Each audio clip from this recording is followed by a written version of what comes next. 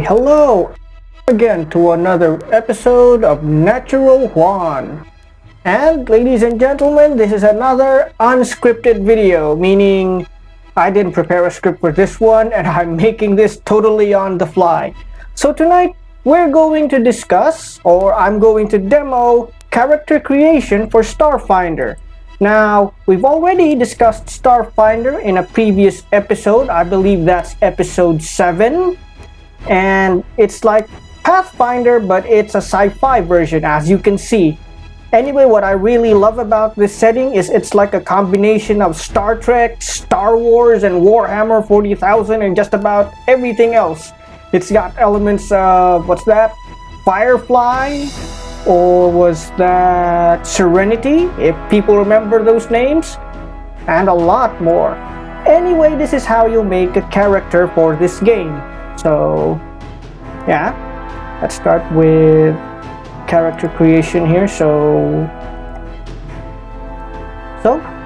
it says here, or wait, let me introduce you first to Shwar's character sheet, and credit goes to the creator of this, Shwar, because this is probably one of the most intuitive and, I don't know, easy to use character sheets I've seen. It automatically calculates modifiers, so you don't need to go through the trouble of finding out your ability modifiers once you enter the actual scores. Later I'll explain this as we go along, okay? So you guys understand. So anyway, I have 3 books open here. The core rulebook, which we are really going to need because this is the core rules, as the title suggests.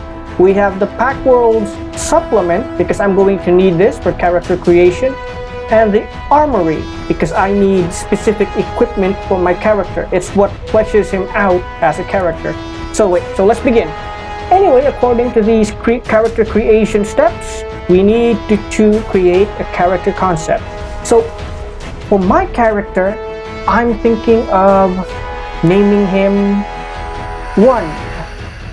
It's wordplay on Juan, but yeah. Yeah, his name is One, and he is a robot. My character concept is I want him to be like Zero from Borderlands 2, and maybe a little bit of K2SO from the Star Wars Rogue One, or I want a compromise between the two. He's like a more talkative version of Zero, and he doesn't need to talk in haiku. So yeah, so that's my character concept. So let's name him first. His name will be Juan. It's a wordplay on Juan, but yeah.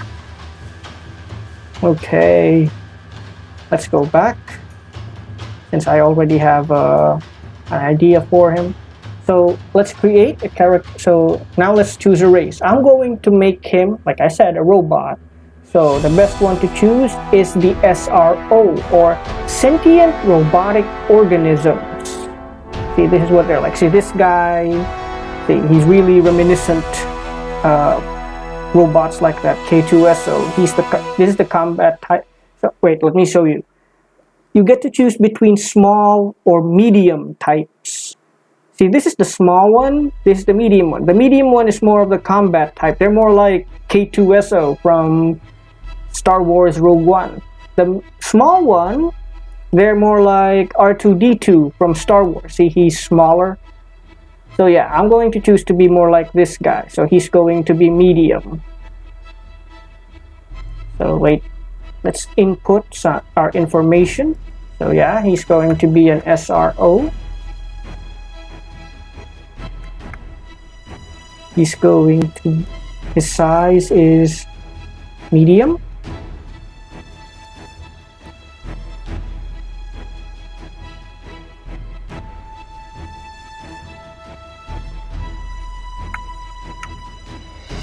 He will be male, or at least he identifies as male.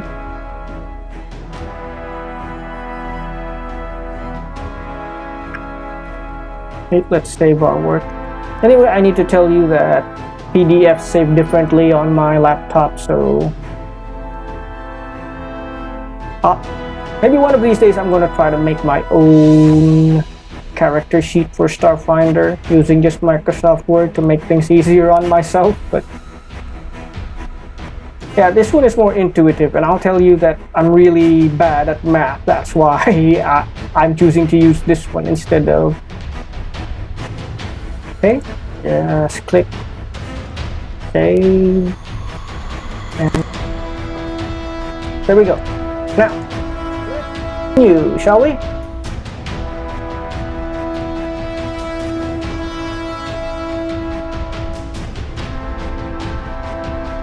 So we have the ID, we have the character. So anyway, that's another thing. When choosing races, there's going to be a little it's going to apply a little modification to our ability scores. So that's one thing we gotta watch out for. Yeah, anyway, Starfinder, one of the surprising things about this is usually in most games the ability scores go first, but in this one it's later on. So we've chosen a race. What are his ability scores? So it says here small SROs are agile and have a +2 dexterity at character creation, like R2D2 again. Medium SROs are burly with a +2 to strength at character creation. Now here's the thing that you need to remember. This goes for Pathfinder as well. All ability scores start at 10, as you can see. So I'm just going to put in 12 because this is what he gets as a bonus. This is what one gets as a bonus.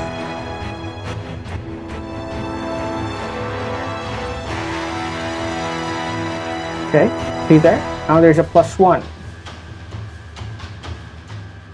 What else are his abilities? So yeah, the decision is made at character creation and can't be changed. So we're strong, we got a +2. SROs have dark vision. This means that they can see up to 60 feet in the dark, but only in black and white. They can't, I don't think when it comes to dark vision, they can't see color in darkness. So yeah, let's put it here. Dark vision.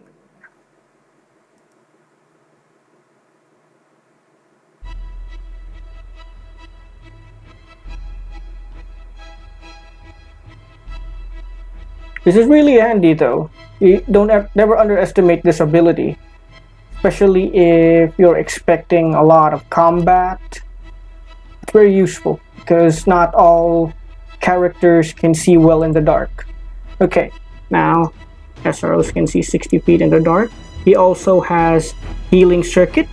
This means that even though he's a robot, he can also benefit from healing spells and other stuff that's supposed to heal characters. Like he can use healing serums on himself using the medicine skill.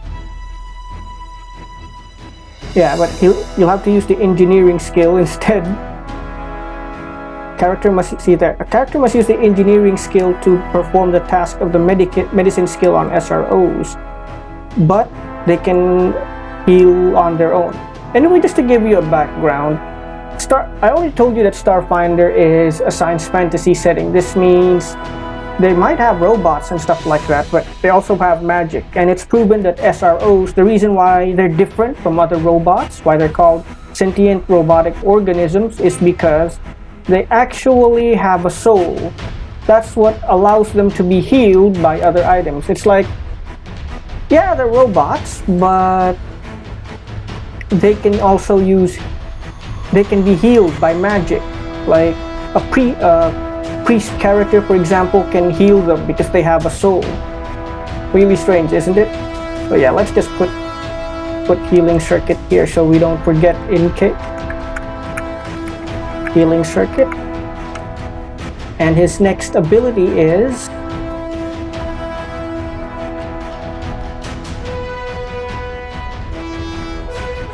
integrated equipment. An SRO has an internal integrated standard data jack and comm unit. If an SRO is helpless, these can be removed or destroyed without damaging the SRO. They can be replaced or upgraded for the normal price of this equipment. An SRO has an additional built-in cybernetic component with an item level no greater than half the SRO's character level, minimum item level 1. Each time the SRO gains a level, they can swap out this piece of equipment at no additional cost to represent internal reconfigurations. These pieces of equipment don't count against the systems in which an SRO can install cybernetics. So yeah, he's got an internal data jack and comm unit. This means that he can communicate via computers, like if there's anybody using something like a smartphone in this game, he can communicate with them freely. And there's also the fact that he gets a free built-in equipment slot. Later, I guess I'll pick one for him during the equipment phase, but right now let's stick first to let's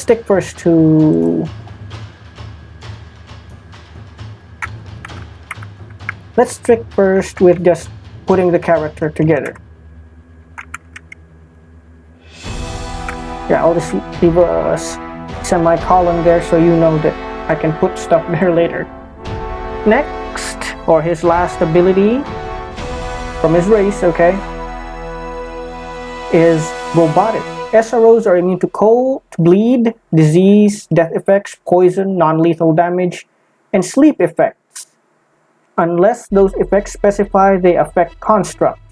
SROs can be affected by effects or spells that normally target only humanoids but receive a +4 racial bonus to saving throws against such effects. SROs can eat and drink, though they don't need to, and they must recharge their internal batteries by entering an offline mode that is similar to sleep for 8 hours every day. SROs do not breathe or suffer the normal environment effects of being in a vacuum. See there? That's really nice. One here can literally walk out of a spaceship and he won't be affected one bit by it. Really nice. That's why I chose this character. That's why I chose that race specifically anyway. Although I do have to say that some game masters might have something to say against it, because they might say, oh, it's too overpowered, but since this is just a demo, yeah, we can let that go. And besides, it's not that big of a deal in this kind of game because there are so many things a character can do. There are so many options. Like, even if you have a character who's just human, there's so many stuff he can do that stuff like this, even if he can't step out of a spaceship, there are other stuff that he can do that are pretty amazing. It's all up to the game master though how he wants to portray it. Next, let's choose a theme. This represents the background and motivations of your character. Again, I said before, you can choose to be themeless, but it's always better to have one. And for my character, for one, I'm going to choose a specific theme for him. Sorry about that. Wait. Corporate agent. Corporations control much of the modern world, from food each person eats to the weapons a soldier deploys on the field of battle. You're an agent of one such corporation, which relies on your negotiation, deal-making, and your natural cunning to advance its agendas. Whether you are making proposals to agents of other corporations to split the mining rights for a valuable asteroid, or establishing your corporation's presence on a newly discovered world, you are the company's eyes, ears, and hands. Okay, that sounds pretty good. That sounds pretty neat. So, yeah. Now there's also some benefits to taking a theme. Like here, I get +1 charisma. This means that I have a better effect during social interactions. But let's see how much it gives me. I don't think 11 is much, so it isn't much, so it's still 0. But once I get to upgrade this thing, it's going to be much more effective.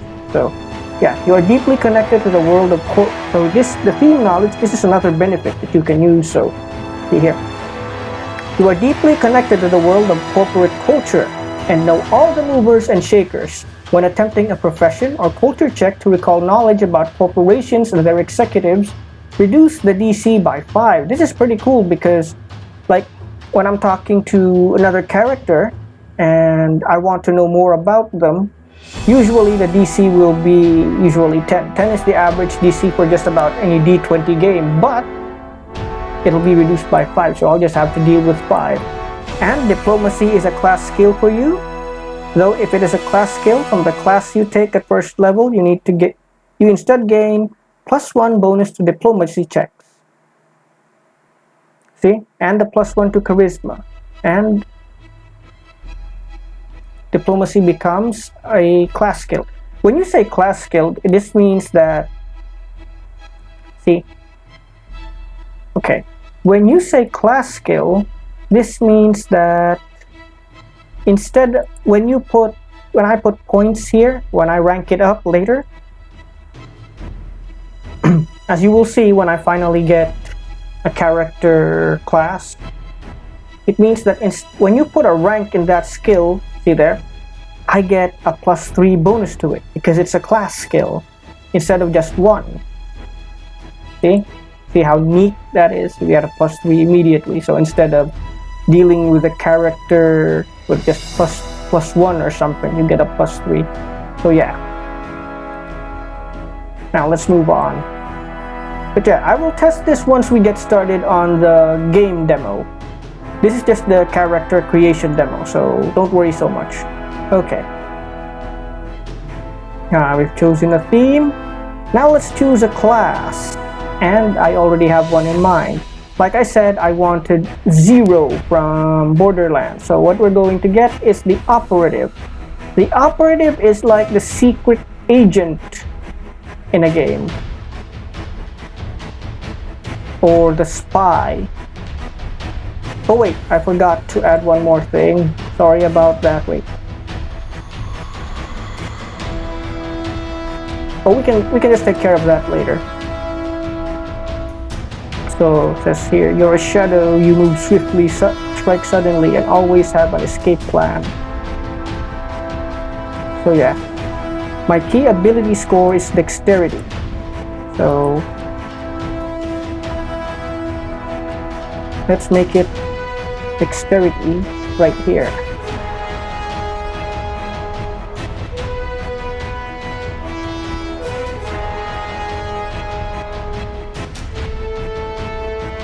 Taking a while. There we go.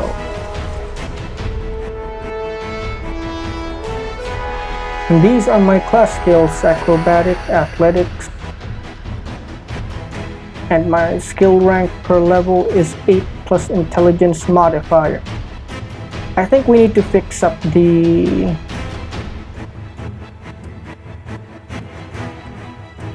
let's go back to the character steps first.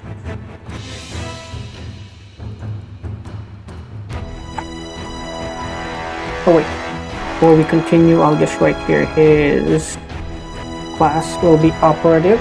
We've already got skills here. Okay.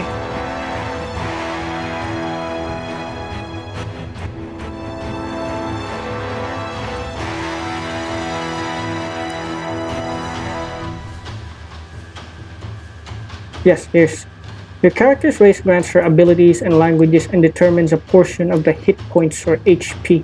So yeah, forgot to show you guys that. Let's go back there. I'm really sorry. Like I said, I'm just doing this on the fly, so I keep forgetting this. I tend to forget things. So there you go. Ability adjustments are +2 to strength or dexterity. We already did that. See? +2 to his strength. And his next ability is next. He's got 2 hit points. So let's add that. Let's go to your corporate agent.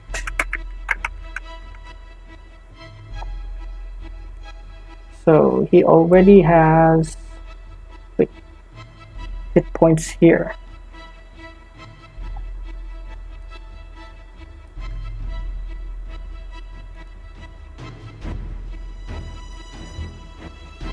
So he has 2 already from being an SRO.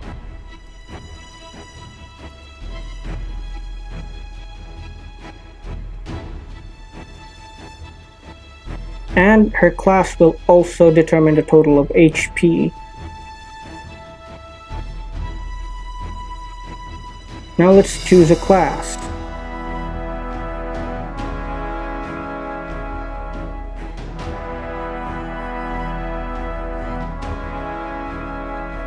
Yeah, the operative.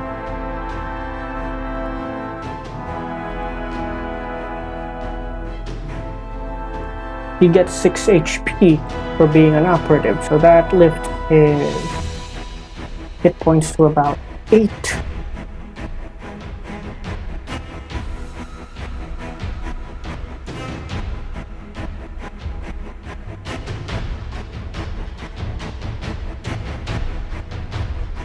See, now let's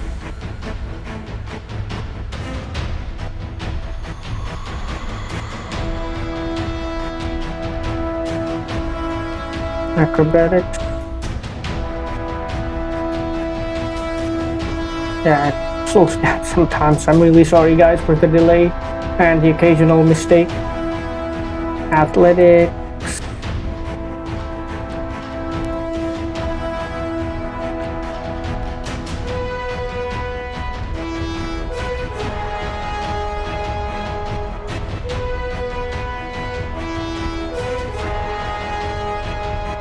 Bluff, computers, and culture.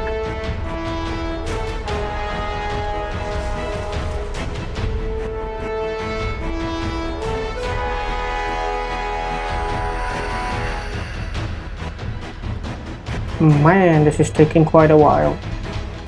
Computers.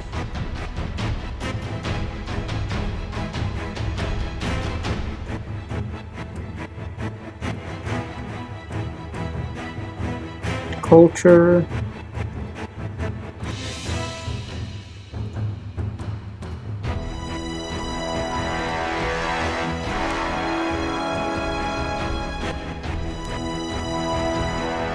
Disguise, engineering, and intimidate.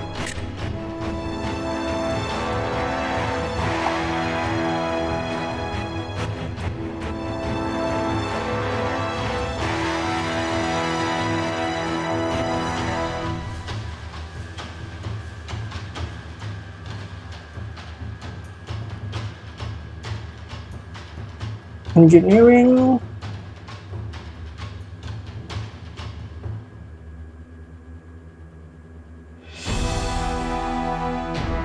And intimidate.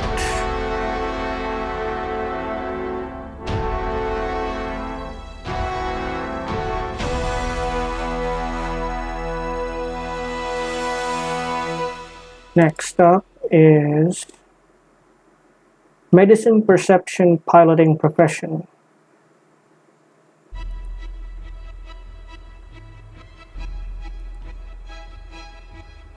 There's medicine.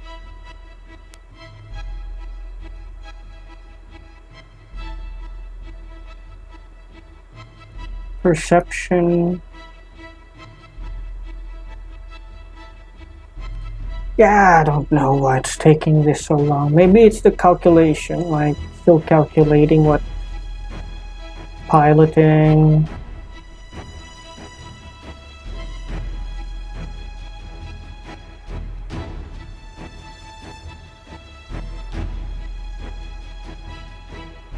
And profession.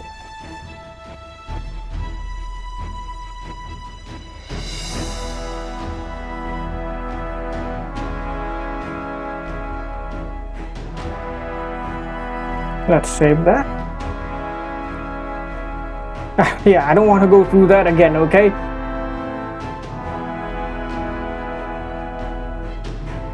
Sense motive.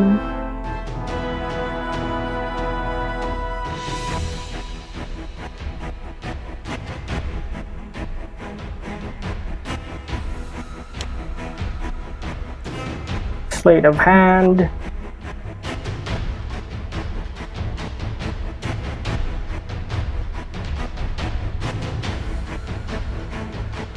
Stealth.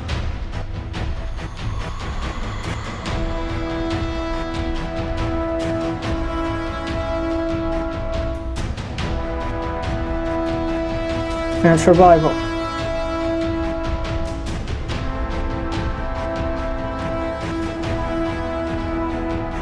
Okay, what I'm gonna choose to do once this is done, what I actually plan on doing is I'm gonna try to finalize my ability scores first, because it'll just be a huge hassle again, I think, if, like I said, step 6, apply your class. Right now we just recorded the stuff that's important, like the HP and all that. So yeah, let's finalize our ability scores first.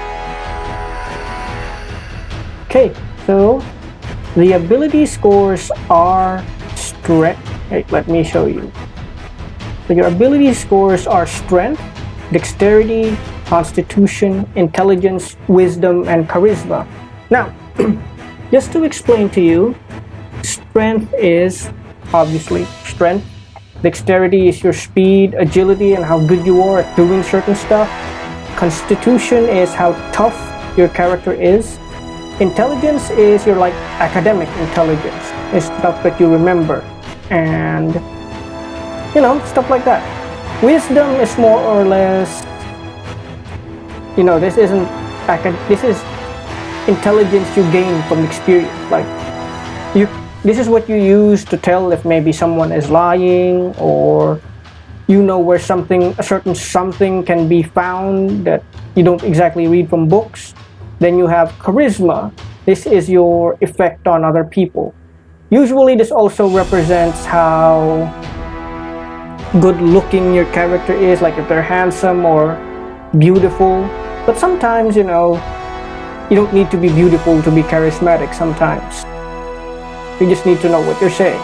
And yeah, I showed you here that the modifiers are calculated already, but here's the chart that determines it. So if your score is lower than 10, see there, it's in the negatives. It's negative 1 to negative 2 to negative 3, 4 to 5.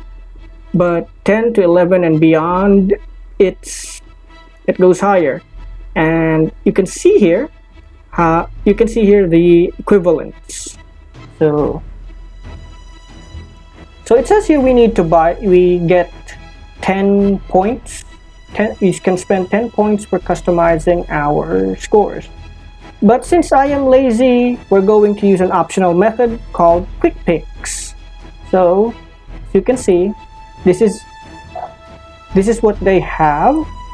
So it's like 18, 14, 11, 10, 10. I'm going to choose focused because I'm going to make him like assassination specialist.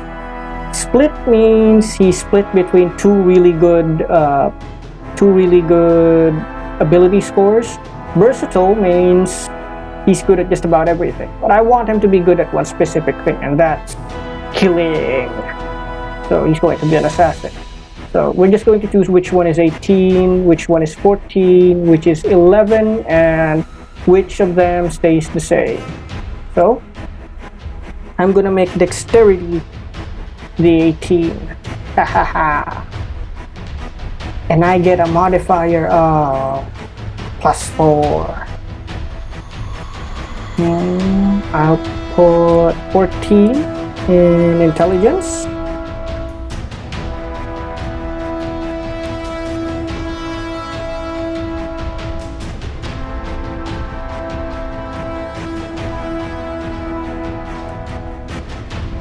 And which one? I think I'll just make wisdom 11. So he's an assassination specialist. Okay. Now time to apply our class. So let's go back to the operative.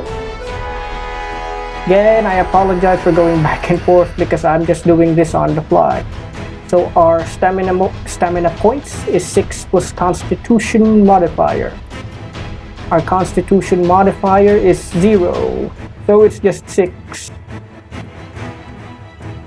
So our stamina points is 6 basically.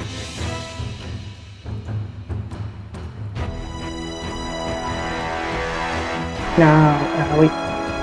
Let's wait for it to save. Now, other stuff that we need to... Now it's time to pick some class skills. And our class skills are 8 plus our intelligence modifier. So 8 plus 2. That means we have 10.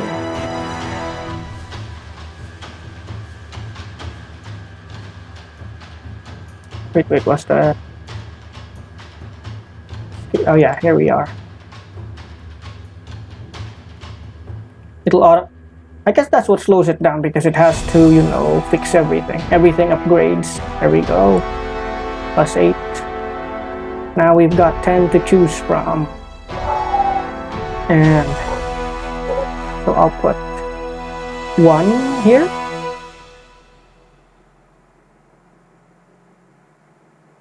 For his stealth ability. Yeah. 8. Man, that's really good. Okay, where else? So I want him to be able to be good at a lot of other stuff. I'll put 1 in computers.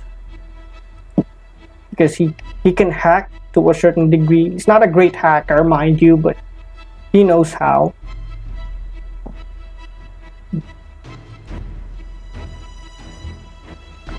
I'll put 1 in bluff as well, so he can bluff his way out of trouble.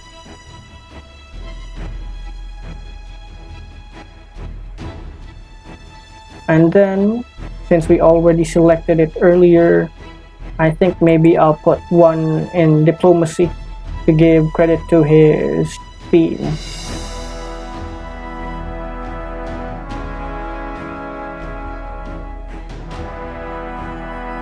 There we go, we expended 4 skill points already, but now let's keep going. Another 1 in engineering.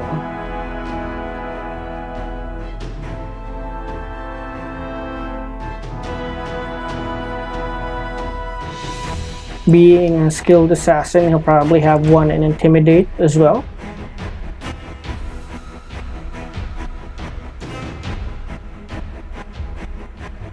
Yeah, 6. We can select 4 more.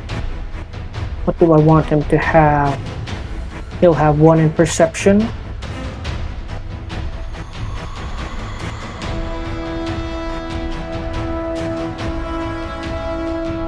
Yeah, 3 more. He'll have 1 in piloting. He has his own spaceship that he can fly around in.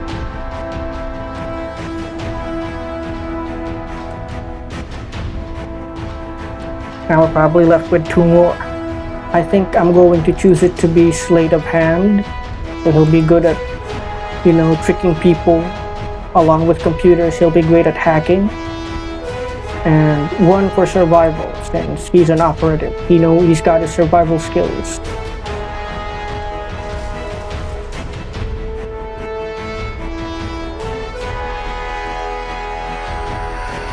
His armor proficiency is light armor, and his weapon proficiency is with basic melee weapons, small arms, and sniper weapons, which we will be choosing later.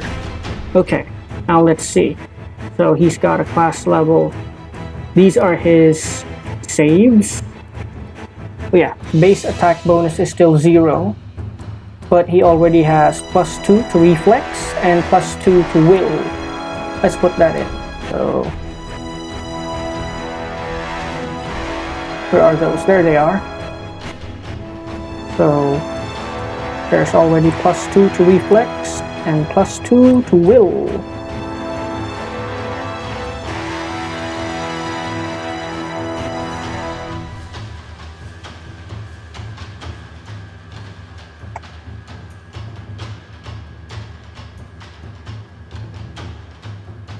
Now we get to choose more abilities for him to choose from. He gets the Operative's Edge. Your diverse training as an operative gives you +1 insight bonus to initiative checks and this bonus increases by 1 at 3rd level and every 4 levels after. So he gets +1 for initiative. That's already good. That's already great, actually.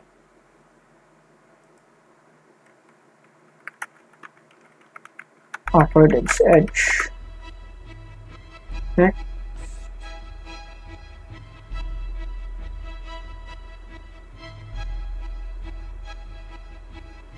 Operative's Edge.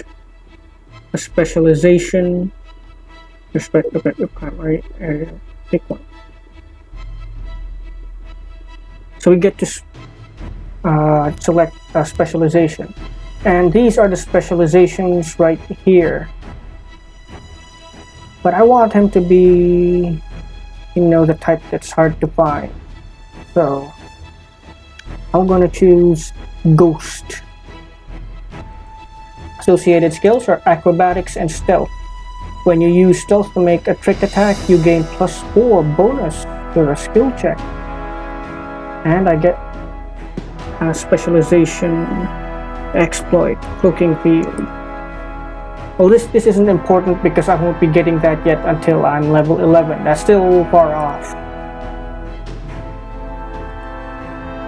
So, specialization Ghost.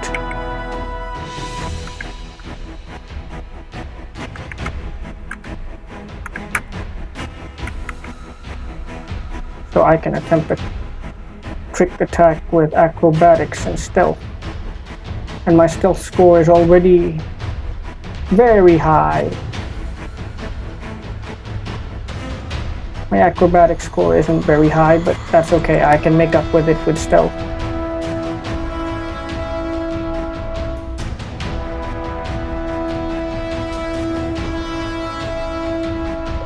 So the specialization exploit, yeah, it only kicks in at 5th level, so I can't really use that yet either. My trick attack is 1d4. Wait, let me show you what trick has. So I get a trick attack, but a trick attack is just an additional 1d4 ability. Okay, the trick attack. You can trick or startle a foe and then attack when she drops her guard. As a full action, you can move up to your speed.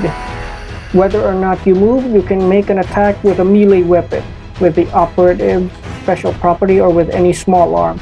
Just before making your attack, attempt a bluff, intimidate, or stealth check. I will choose stealth, like I said, and with a DC equal to 20 plus your target's challenge rating. If you succeed at the check, you deal 1d4 additional damage and the target is flat-footed. See how nice that is? I don't really care that much about the 1d4 damage. If they're particularly tough, that might not matter much, but the fact that they get flat-footed, that can mean quite a bit. They get a -2 reduction to their armor class, I think, and it's easier to damage them. So let's put quick attack in our abilities.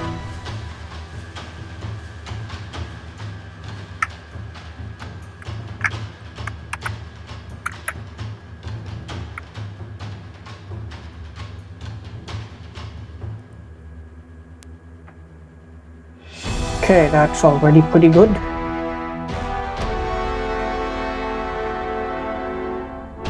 Now, let's move on with how we've already done assigning skill ranks. We just need to choose a feat. Now, like other D20 games, feats are very important because they help customize your character. Like, what do you want to add to their existing abilities? And with Starfinder, this is a lot easier than with Pathfinder. Although I will detail Pathfinder first edition sooner or later, but compared to that, this is easier. That's because in other games,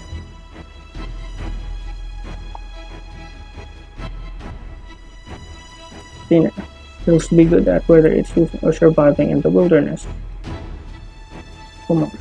Once you choose her feat with 1 feat, the humans gain a racial bonus feat. So yeah, we get to choose a feat.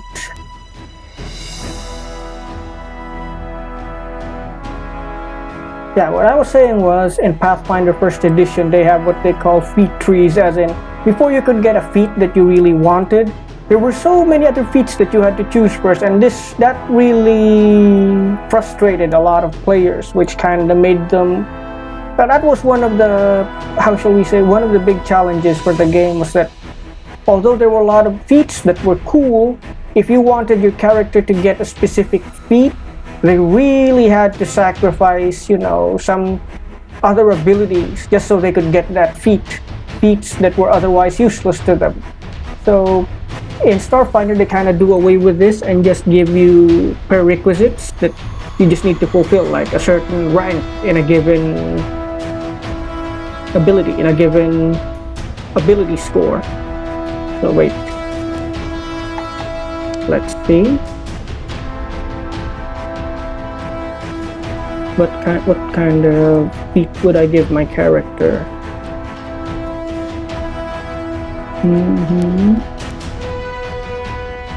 Improved combat maneuver, improved initiative.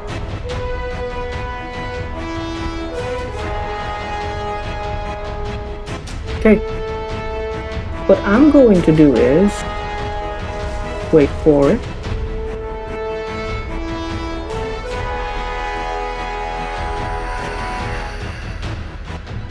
What I'm going to do with this is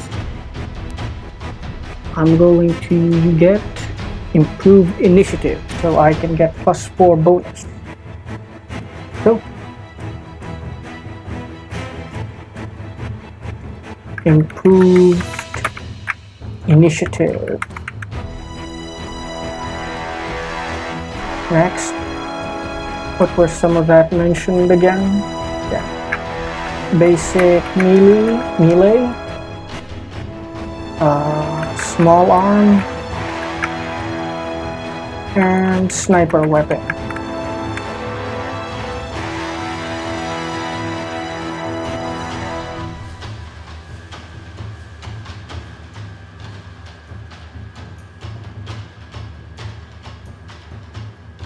So yeah, that's it. Now time to buy our equipment. So we have at least 1,000 credits to spend on armor, weapons, and other supplies. Yeah, although the GM, I am the GM because I am the one demoing this thing. Yeah, I'll change it accordingly, but 1,000 is where we stop. But anyway, here are some of the stuff that I plan on getting. Equipment. Let's go with weapons. Let's go with weapons first, shall we? Basic melee weapons.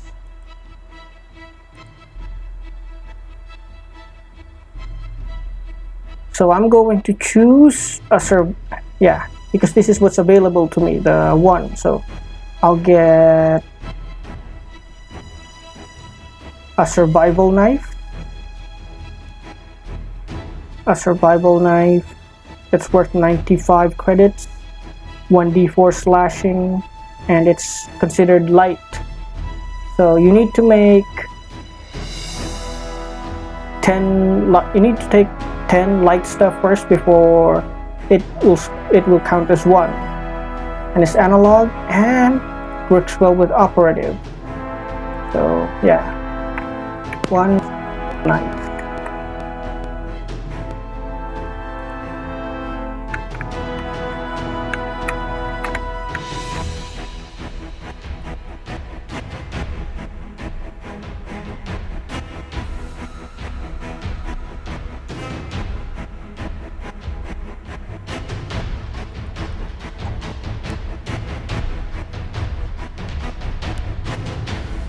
I want my from the very beginning, in terms of concept, I wanted my character to have, despite being a robot, he's kind of old-fashioned. So he prefers solid projectile ammunition over anything else, over like lasers and stuff like that. So he'll just have a semi-auto pistol, a tactical semi-auto pistol. That sounds nice.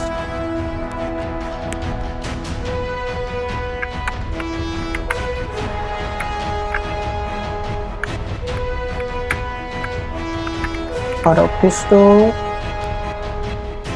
and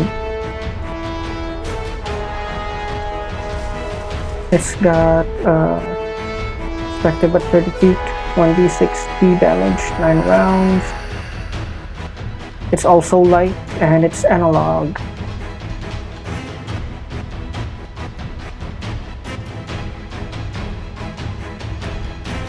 I'm gonna write this down later, don't worry about that.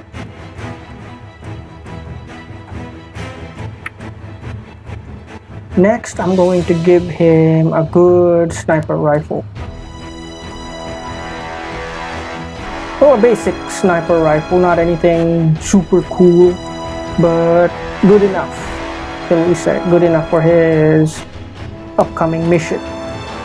Yep, and I'm going to demo that too soon, hopefully by tomorrow. Yeah, coil rifle, precision coil rifle. Precision coil rifle.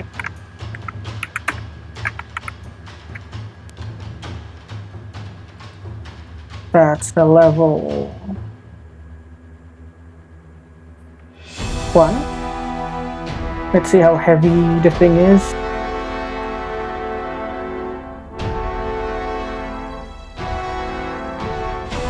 The thing is about 2. Worth 2. But that's not bad. That's not bad. I'm not overburdened yet. See, encumbered is 6. Unencumbered is 6. Encumbered is 7. Overburdened is 13. So yeah, I still got 2, and still have a few more slots to take up. Now it's time to choose armor. I want to wear something very basic.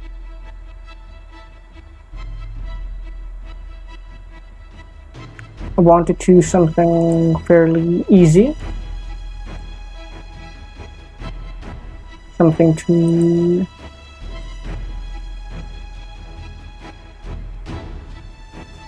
So light armor, Aztec suit, second skin.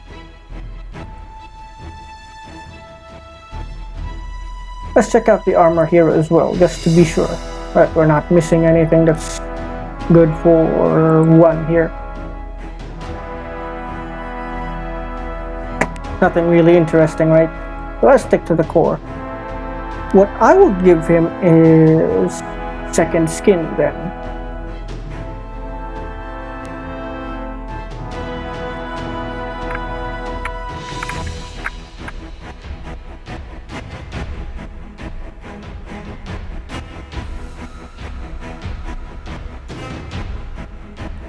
Let's see how much that's worth. Just to be sure. Maybe I'm overspending, so... wrong one. Yeah, it's just 300. Coil rifle is only 390. The Aztec suit is about... The second skin is 250. So I haven't consumed all of it yet. Second skin is got a bulk of light. That looks good. We'll be applying all these a little bit later, so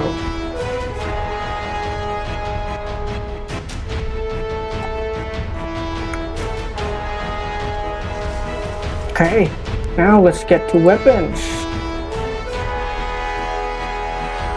So his primary weapon will be the precision coil rifle.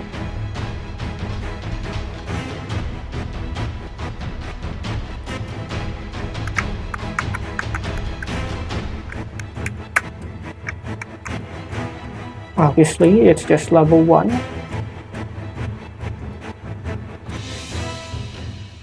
Has an attack bonus of 4, and is placed above.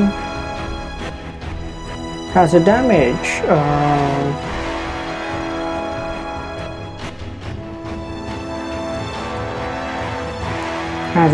of about 1d6 piercing.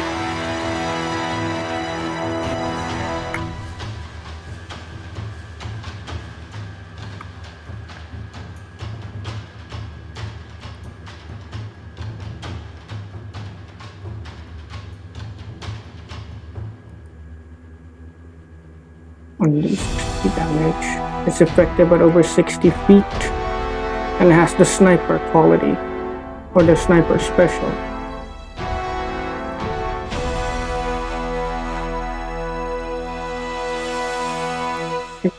feet.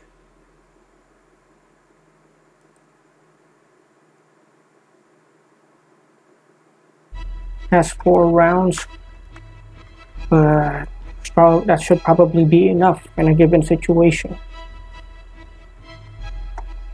And the sniper, this means the range can extend up to 250 feet if he has time to set up. So he doesn't have any critical or type specialties yet. So yeah, the type is sniper.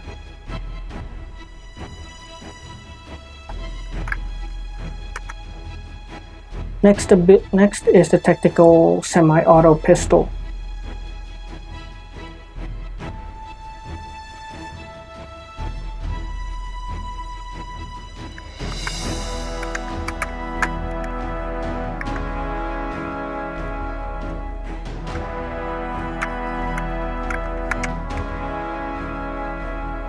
He has a level of 1. An attack bonus of 4.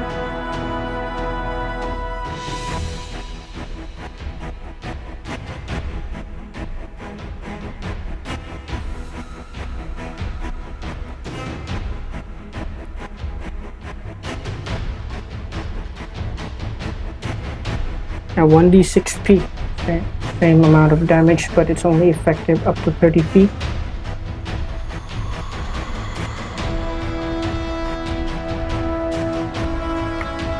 (1d6p) range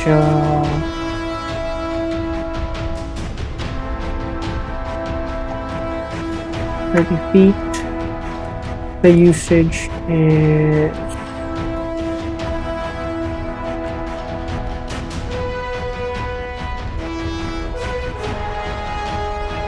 and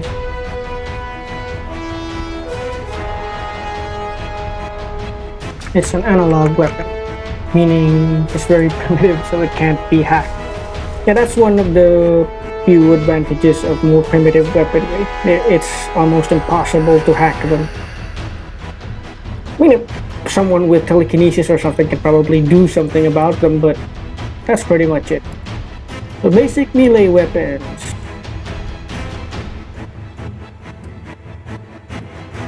(1d4s).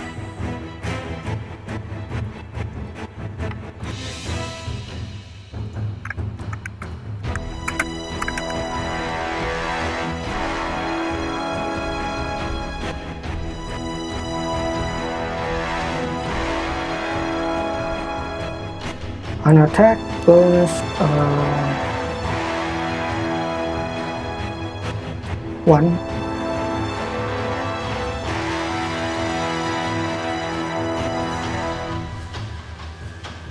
(1d4 plus)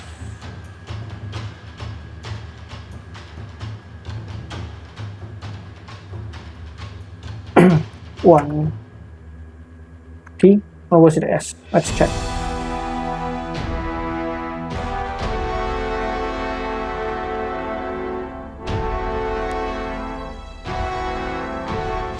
(1d4 S).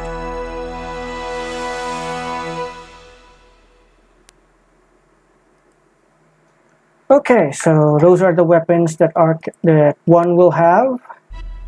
Now let's move on to his armor.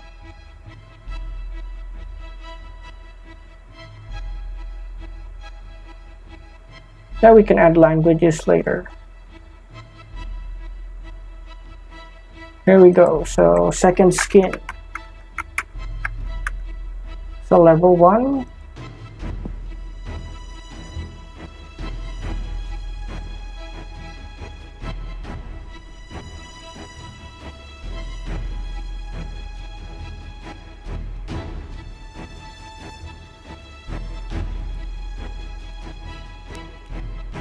Worth 250. I probably got that. +1, +2. So the EAC bonus. This is against energy weapons like lasers. Kinetic is against bullets and blades. Well, there's stuff like lightsabers or laser swords. They calculate differently, but yeah.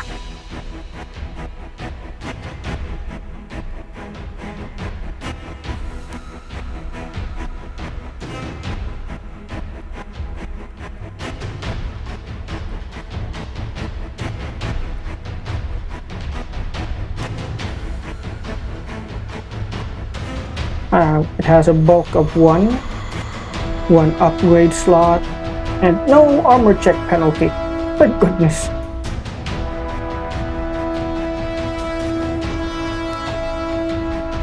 So a bulk of one. Did I get that right?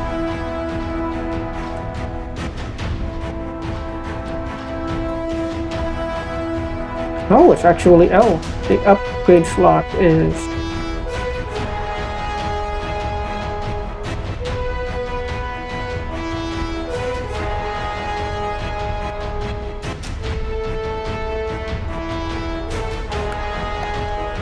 and I get one upgrade slot.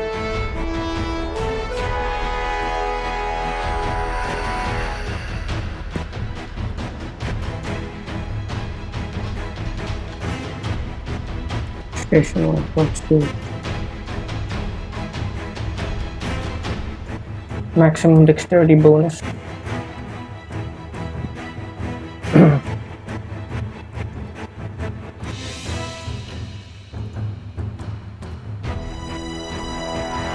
Is 5. I don't have speed adjustment. That's the good thing about this.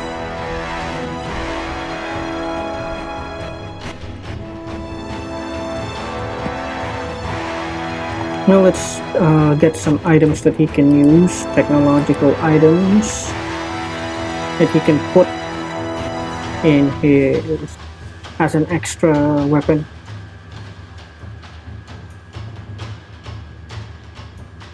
Let's see.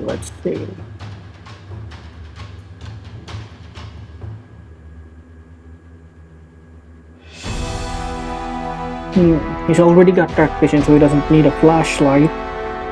But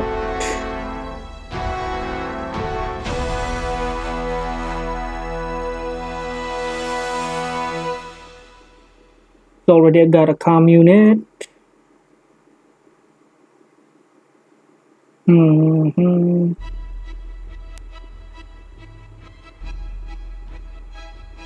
Something relatively cheap that he can use.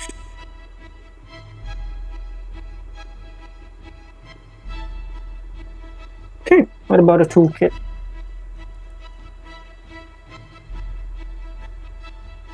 Yeah, we can install it somewhere on his body.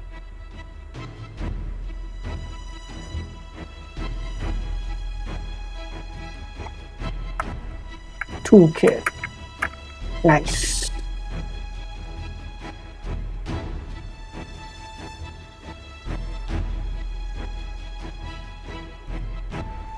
Now what else? Now that we're finishing up with his... We need to buy him equipment.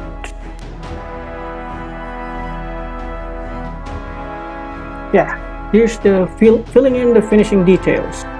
So, what will his alignment be? Again, just a brief explanation for those non-D&D players out there, the ones who've never heard of this. When you say alignment, what kind of character they are? Now, there are 9 alignments. There's chaotic evil. So let's start out good. There's lawful good, neutral good, chaotic good. Third is lawful neutral, true neutral, chaotic neutral. There's lawful evil, neutral evil, and chaotic evil. To explain, your your lawful good character is the one that does things because it's in the law, like maybe he follows the 10 commandments and he follows them because the law says that. because he believes that the law is what keeps things in order. When you say neutral good, these are the people that do things whether the law says it or not. I mean, the law doesn't tell you to give money to poor people, but sometimes you do it anyway because it's a good thing to do. Chaotic good people are the ones who operate outside the law. To them, the law prevents, sometimes the law prevents people from doing good things, and it prevents them from doing good things. And to them, so the law becomes more evil to them. Sometimes you can't really blame characters. In game terms, sometimes a society can be evil, so the law allows evil to happen. So a chaotic good character, he says, screw that, I'll do what's right. That's what being chaotic good is about. You get rid of the law because it just stops you from doing good things. From lawful neutral to chaotic neutral, these are the people who are neither evil, good or evil. They just do things because. A lawful neutral character, I guess, they represent most of us modern people today. You know, we just obey the laws. We don't. A lot of us try to do good, but sometimes that isn't enough. So most people, I think, would default to lawful neutral because the laws are what guide us in doing stuff we do every day. True neutral, I think these are more like animals because they're not really doing anything evil, they're just doing it to survive, so it doesn't matter to them either way. True neutral is pure neutral, pretty much.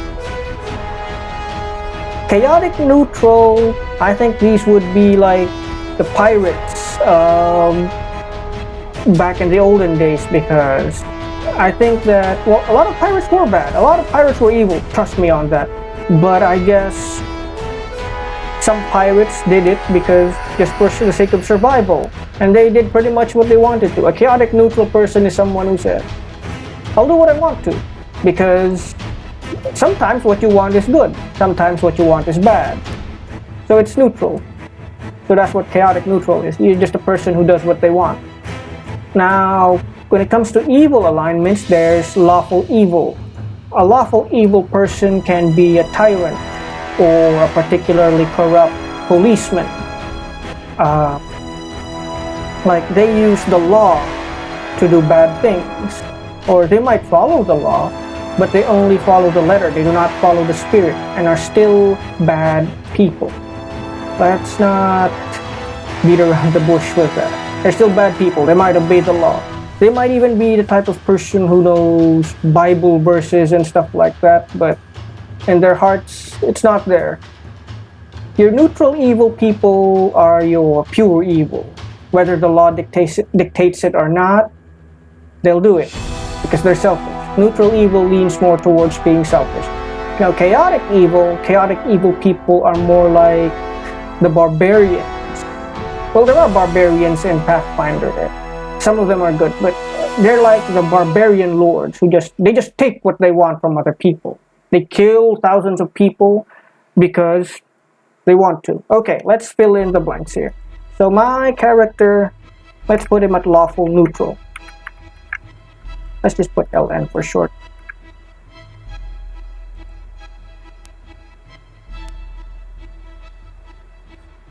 Then armor class. We've already got his armor down, so yeah. His armor class is 15. His energy armor class, this is his resistance to laser attacks, laser beams, laser swords, is 15. Kinetic armor class is 16. This is against bullets and blades. Oops, wrong one. Okay, next is attack bonuses. We've already listed that. So here are his attack bonuses. Melee is 1, ranged attack is 1, prone attack is 1. Carrying capacity. Yeah, here's his carrying capacity. Yeah, he's got 2.3 bulk and it's up to 6. What deity he worships, like Okay, let's pick one. Something that fits him. What's this? 482. Okay, let's go to 482 and see what kind of god one follows.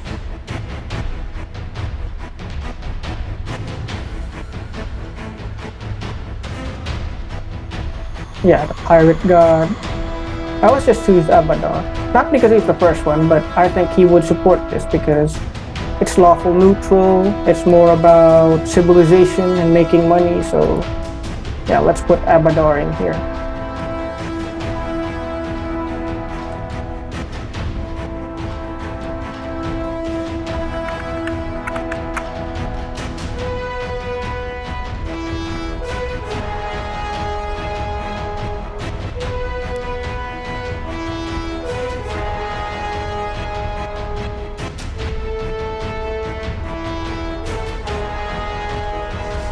We got just about everything down. Description, like I said, he's more like Zero. Here, his homeworld. Let's just make it Absalom Station.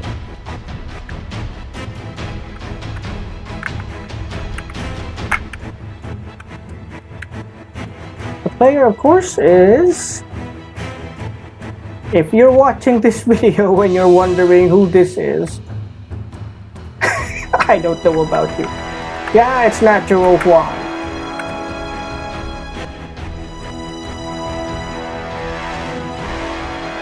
Let's see the initiative. For dexterity plus modifiers from feats or other abilities that affect initiative.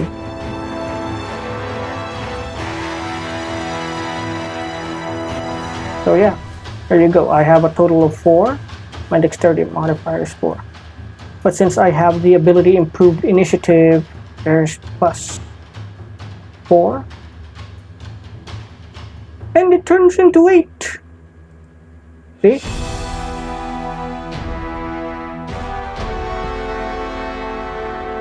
Next, languages. Yeah, I'll start with common.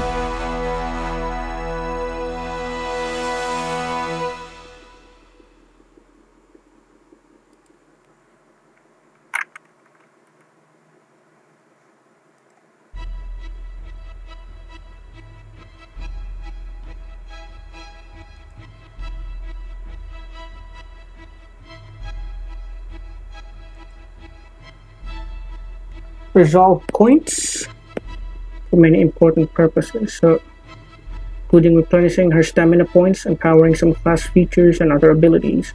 At first level, your character has a number of resolve points equal to 1, plus the ability score modifier for her class key ability score. Let's go to 22 just to be sure. I never know, we might miss something. So yeah, resolve points. You have others. Drop of grit and luck tied to your talents and often enhanced by your class. Your pool of resolve points allow you to carry on even when everything seems lost. You have a number of resolve points equal to half of your character's level, rounded 1, but minimum of 1, plus the modifier of your key ability score. Okay, so my key ability score is dexterity, and it gives me plus 4. So my resolve points will be plus 4 plus 5. So yeah, I have 5 resolve points.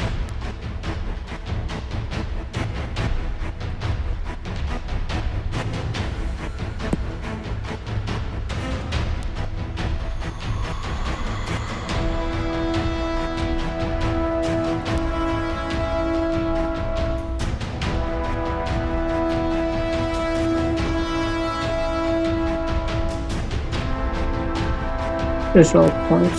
Saving throws, yeah. So you have 1.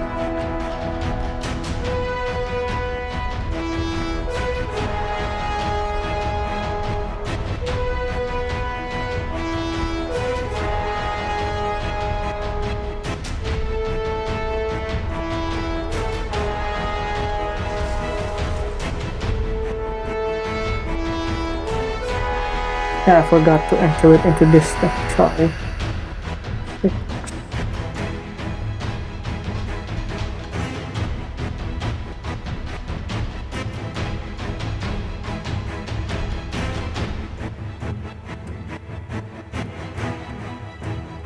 And about 6 stamina points as well.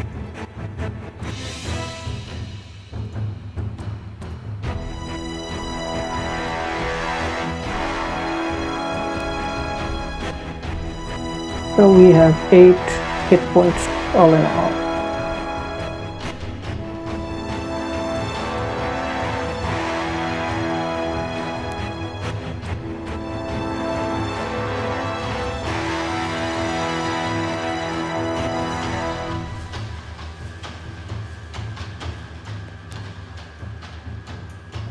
That's strange. Nothing changed.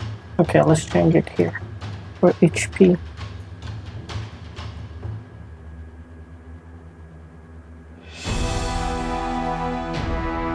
There we go.